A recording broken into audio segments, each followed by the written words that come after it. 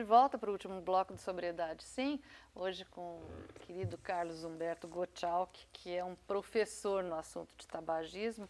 E eu queria fazer uma pergunta. Tem gente que fumou a vida inteira e falou, mas assim também, se eu tenho cigarro hoje eu fumo, se eu não tenho, passa batido, passo às vezes 2 semanas sem fumar, se de repente vou numa festa ou num barzinho, eu chego e fumo um cigarro, depois o segundo, e aí nem lembro mais por alguns dias. Já outras pessoas começaram a fumar e logo em seguida sentiram a necessidade de fumar mais e mais e mais e nunca querem parar, né? O caso de uma amiga da Eliane que parou e achou que não valeu a pena, ela quer continuar fumando. Quis voltar a fumar porque isso dá prazer a ela, então ela ia fazer isso novamente. O que é isso? É genético? Uma das descobertas muito interessantes nessa trajetória terapêutica, né, com fumantes é que existem 3 tipos de dependência do tabagismo. Então, uma dependência comportamental, a outra é mais psicológica ou emocional, né?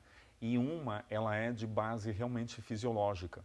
E é um fator muito parecido, é uma necessidade física muito forte. Por quê? A nicotina do tabaco, ela provoca um processo de confusão na percepção do prazer. Então, uma pessoa fuma hoje, fuma depois, ela fuma e fala, eu tenho prazer. Só que em seguida o corpo cria uma reação de expulsar essa nicotina. E aí o que vai acontecer? A pessoa precisa de mais nicotina para provocar a mesma sensação. E o corpo tenta expelir de novo. E a pessoa fuma de novo e o corpo tenta. Então, nesse movimento, cria uma adulteração nas zonas de percepção do prazer. E aí que entra o fator químico ou biológico, fica mais forte em algumas pessoas. Que daí é o caso daquela pessoa que fala, não, eu quero fumar. E as estatísticas falam o seguinte, hoje, de cada 100 fumantes, 80 querem parar de fumar e já fizeram alguma tentativa para parar de fumar. Você sabe o que é engraçado? Eu tenho 2 sobrinhos que pararam de fumar. Um eu contei a história aqui, que ele ganhou um presente do meu marido, por sinal ele voltou a fumar. E o outro, que ainda não voltou, ele fala que a graça da vida ficou assim, a zero para ele. Porque vai num bar, todo mundo está lá, conversa, e ele fala, mas me fazia uma falta aquele cigarro, não tem graça mais sair, não quero mais ir para bar, não quero mais ir para balada. Então ele acha que como é jovem, perdeu muito da graça da vida. Aí eu fiquei pensando, e eu tinha até pedido para você umas dicas, né? Você me trouxe aqui esse folheto, Parar de Fumar é Possível.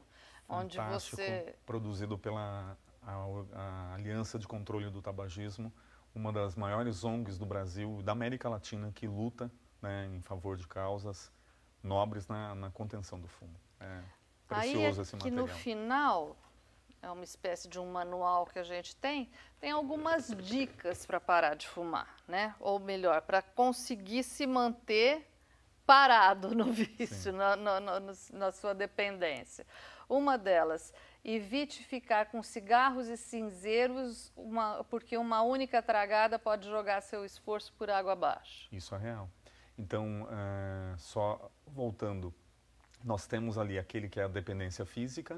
Na dependência psicológica, é muito engraçado, ou emocional, normalmente são homens, mulheres e alguns jovens, alguns idosos menos, que fumam assim, eles normalmente é um fumar solitário. Eles nunca fumam com coletivo.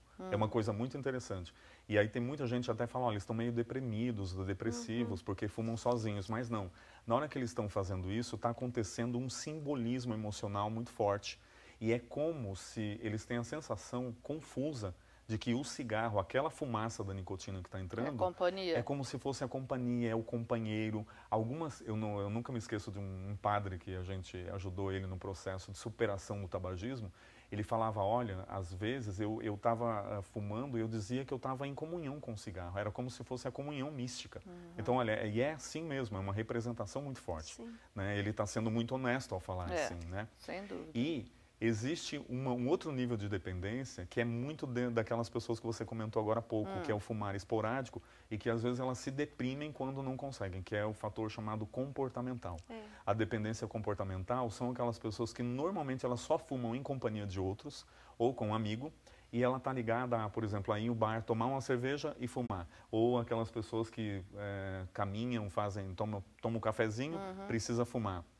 tem ainda aqueles casais que às vezes antes do sexo precisa de fumar, depois do sexo Também. precisa de fumar.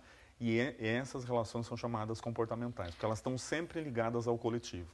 Né? Você que está tão acostumada a lidar com pessoas que pedem ajuda para largar da dependência, você deve notar que deve ser muito mais difícil, às vezes, largar o cigarro do que outro tipo de dependência química, né? Muito mais. Porque, além de tudo, o cigarro ainda está em todo lugar. Você pode comprar em qualquer esquina com autorização, vamos dizer assim. No nosso grupo, né, de autoajuda, existem 3 pessoas que não conseguem parar de fumar, mesmo estando no grupo, consegue até diminuir o tanto de cigarro, mas diz assim, na primeira emoção forte, na ansiedade, é o cigarro que ela quer. Ela não quer conversar com alguém, ela não quer buscar ajuda, ela quer o cigarro.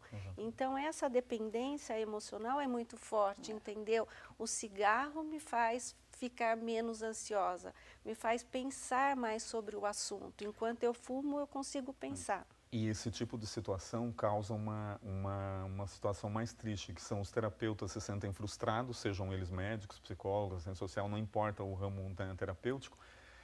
Mas aí eu sempre volto a falar assim, nós temos uma esperança.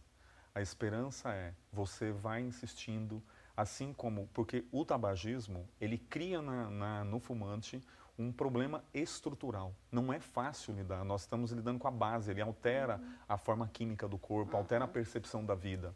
Então, a esperança é assim, eu sempre dou o exemplo do beija-flor. Olha, no caso do tabaco, mais do que em qualquer lugar, nós estamos como um beija-flor que está tentando apagar um enorme de um incêndio. Né? Então, eu acho que é uma esperança, não é motivo para nenhum terapeuta ou para alguém que faz parte de grupo, né, de ajuda, ou mesmo outras pessoas se frustram. Não frustra, insiste, não seja um chato, né? Não seja, porque também não ajuda, não resolve, você só cria um fator de complicador com esse nosso fumante, né?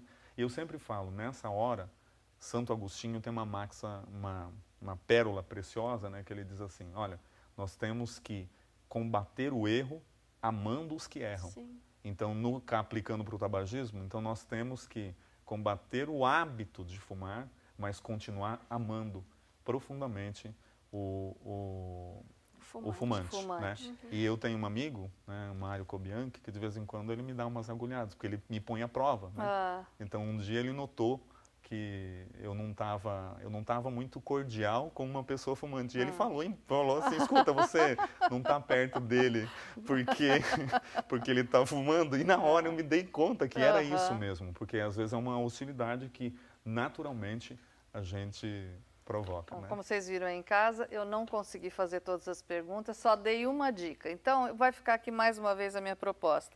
Pode ser a semana que vem, com alguém que realmente conseguiu, através das dicas e de outras ajudas, parar de fumar? Com certeza. Você traz alguém? Trago, com certeza. Então tá. Obrigada, Eliana. Obrigada, Carlos Humberto. E eu espero você. Continua na nossa programação, que a Rede Século XXI foi feita para você, tá bom? Até a semana que vem. Fiquem com Deus.